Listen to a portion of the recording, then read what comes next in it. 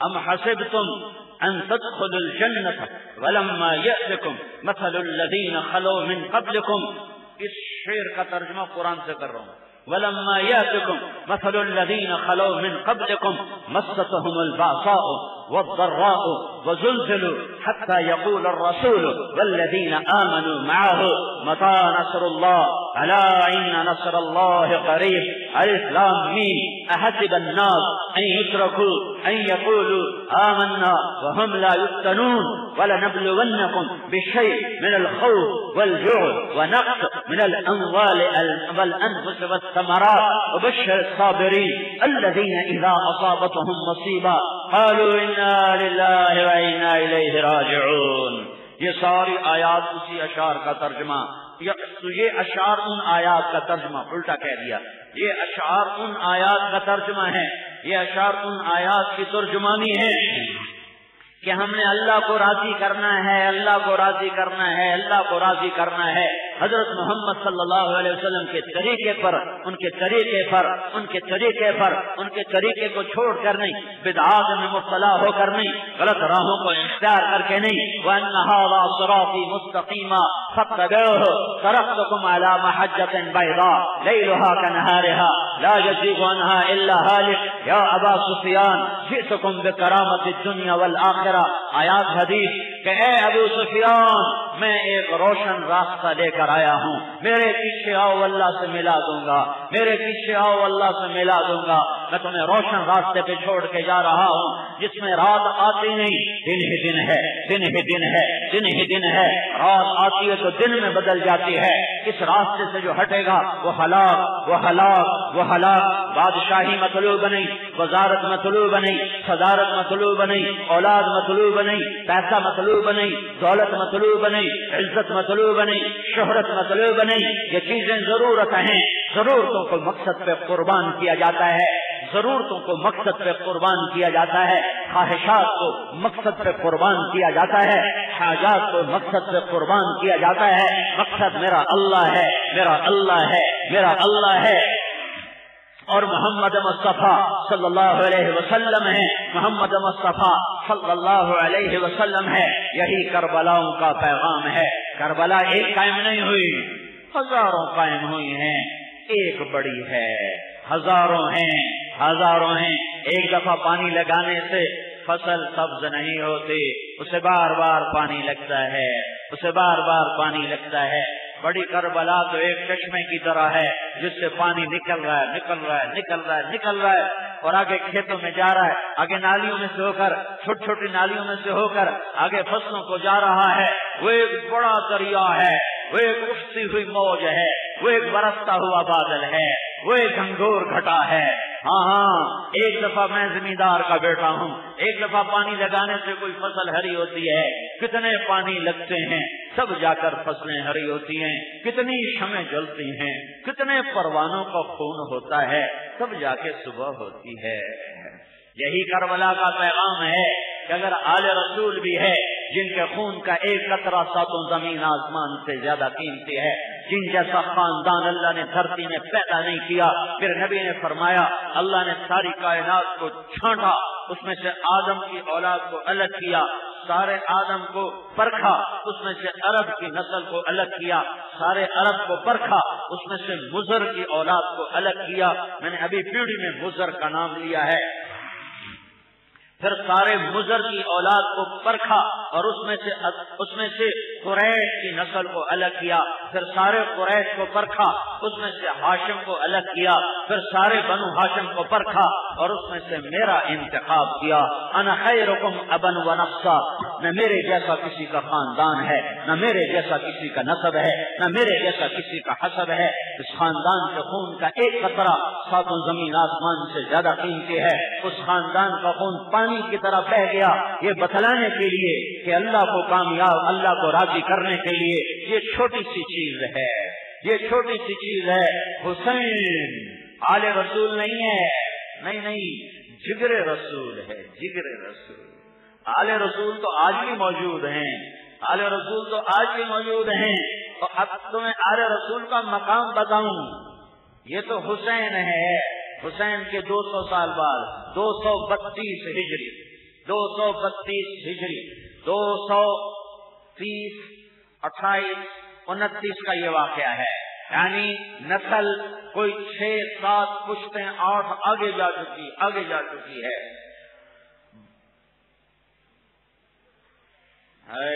کون تعریف کرے. ہرات میں ایک سید فوت ہو جاتے ہیں, ان کے چھوٹے چھوٹے بچے ہیں, ان کی بیوی اپنے بچوں کو لے کے ہجرت کرتی ہیں کہ یہاں میں اپنے بچوں کا فقر کس کس سے چھپاؤں گی, سب جانتے ہیں. اور وہاں سے وہ سمرقند پہنچتی ہیں. سمرقند میں وہ پتہ کرتی ہیں کوئی سخی ہو جو مسافروں کو پناہ دیتا ہو.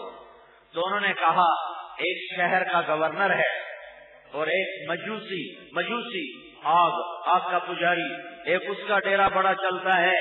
ایک شہر کا جو گورنر ہے اس کا ڈیرا بڑا چلتا ہے. ایک مسلمان ایک مجوسی. تو وہ مسلمان کے پاس تشریف لے گئی اور ارشاد فرمایا میں سیدہ ہوں اور میری بچیاں ہیں, مجھے پناہ چاہیے. تو وہ مسلمان کہتا ہے کوئی تیرے پاس نسب, کوئی دلیل, کوئی سند؟ فرمایا میں تو پردیسن ہوں, میں تمہیں کہاں سے نسب پیش کروں. وہ کہنے لگا یہاں تو ہر آدمی کہتا ہے میں سید ہوں, اور اس نے انکار کر دیا. وہ اٹھ کے مجوسی کے پاس چلی گئی. مجوسی نے اپنی بیوی کو بھیجا اور انہوں نے بچے ایک مسجد میں بٹھائے ہوئے تھے. وہ بچوں بیوی کو بھیجا, وہ بچوں کو لے کر آئی, ان کو کھانا کھلایا, ان کو کمرہ دیا, سردیوں کے دن سے آرام کروایا, سلا دیا. گورنر مسلمان اب خواب دیکھتا ہے رات کو کہ جنت ہے, اور جنت میں ایک عالی شان محل ہے. اس کے دروازے کے اوپر اللہ کے رسول صلی اللہ علیہ وسلم کھڑے ہوئے ہیں. یہ گورنر کہتا ہے یا رسول اللہ یہ عالی شان محل کس کا ہے؟ تو اللہ کے رسول فرماتے ہیں یہ ایک مومن کا ہے, ایک مومن کا ہے, ایک مسلمان کا ہے. تو وہ کہتا ہے یا رسول اللہ میں بھی مسلمان ہوں, مجھے عنایت ہو جائے. تو آپ نے فرمایا اپنے مسلمان ہونے پہ دلیل پیش کر.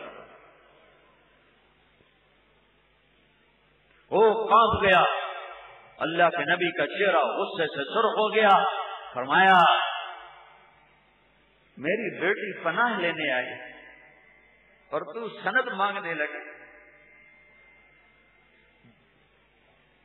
250 سال بعد ہے, حسین نہیں ہے, 250 سال بعد متوکل کا زمانہ ہے.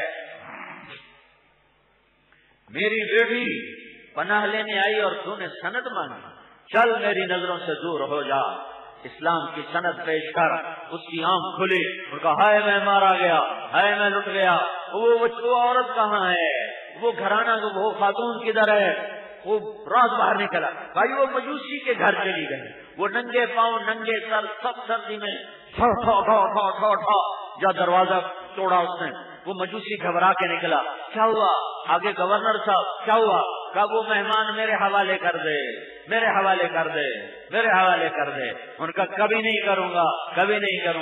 کہا میری ساری دولت لے لے, میرا دھن مال دولت لے لے, میرے حوالے کر دے.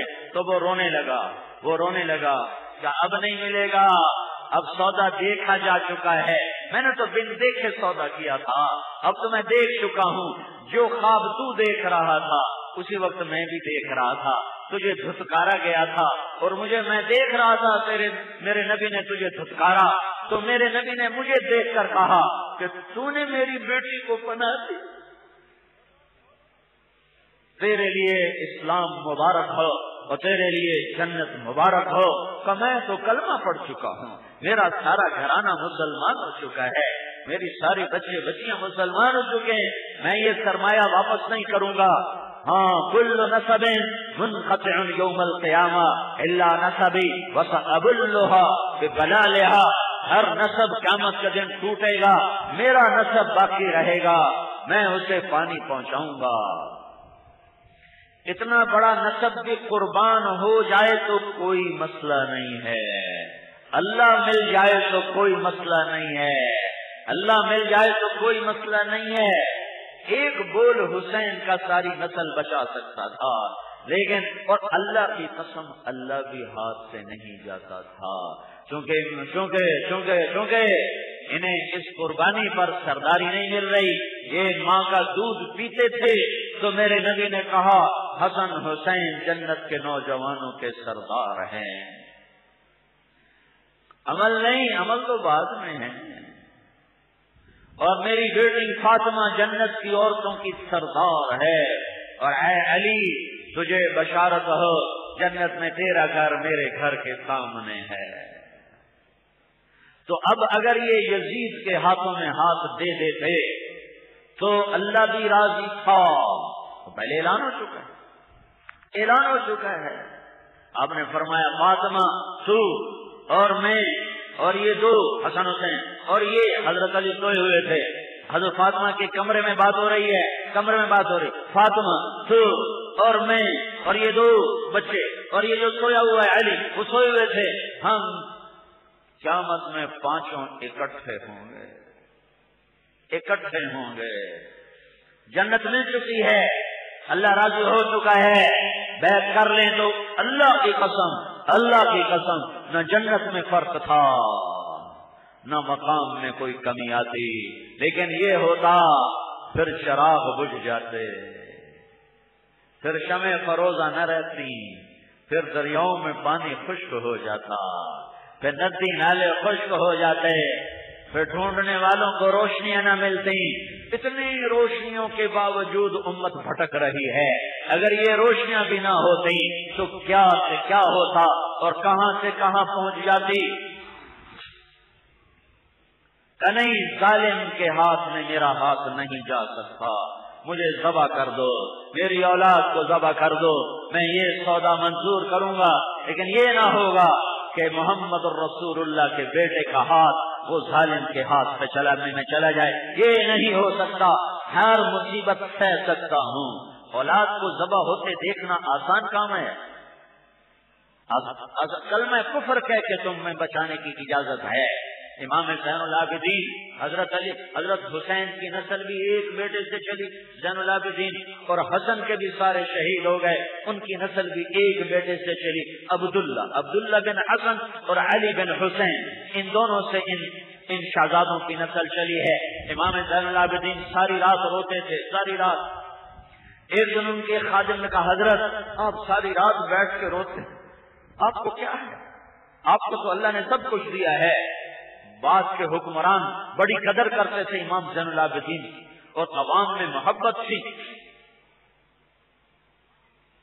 تو امام زین العابدین اور رونے لگے اور فرمایا میرے بھائی یعقوب علیہ السلام کا ایک یوسف گم ہوا تھا، ایک صرف ایک، اور وہ اس کی یاد میں رو رو کے اندھے ہو گئے تھے۔